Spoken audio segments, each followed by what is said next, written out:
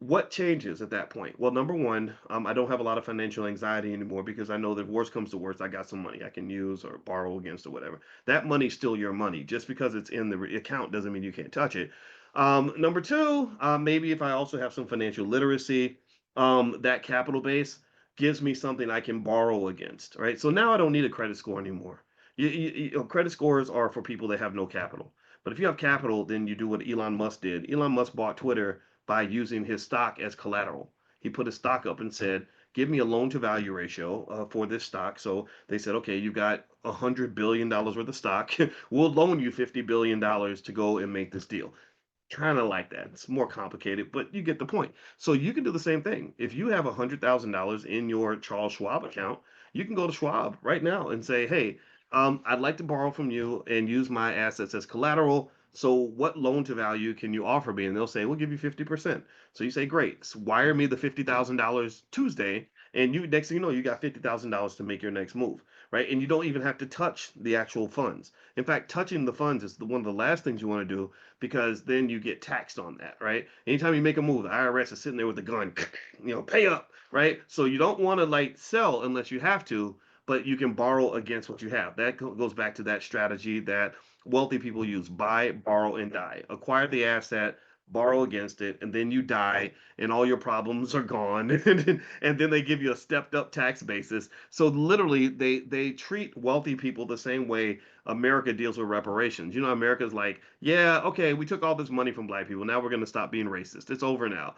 right? And the same thing happens with wealth. With wealthy people, they say, yeah, we know that the house you bought for 40,000 is now worth 1 million, but when you pass it to your son, we're gonna assume you paid $1 million for this house. So all the tax sins that you were accountable for are gone. They don't matter anymore, right? So buy, borrow, and die. That's what it's called.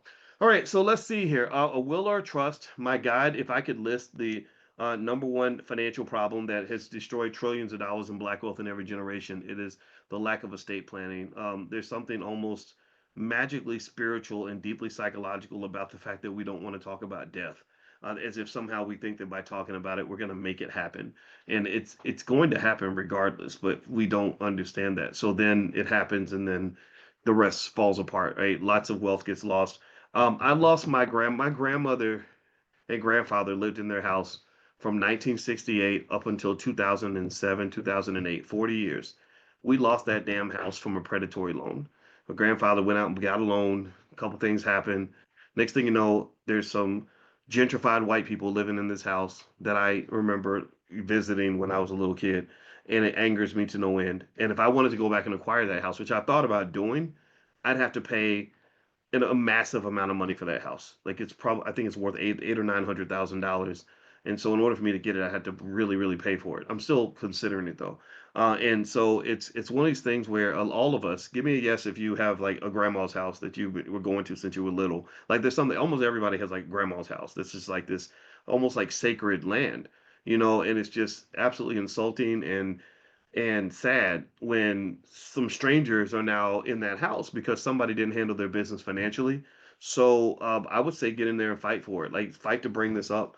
Have those family business meetings, start talking about that stuff, sign that paperwork, and so that you can kind of just make sure you protect what you have. You're working your butt off every day, and if you work hard, extremely hard your whole life, and you get to acquire a little something, you have to be as committed to protecting it as you were to acquiring it. If you're not going to protect it, then you might as well not acquire it because all your hard work is going to be wasted anyway.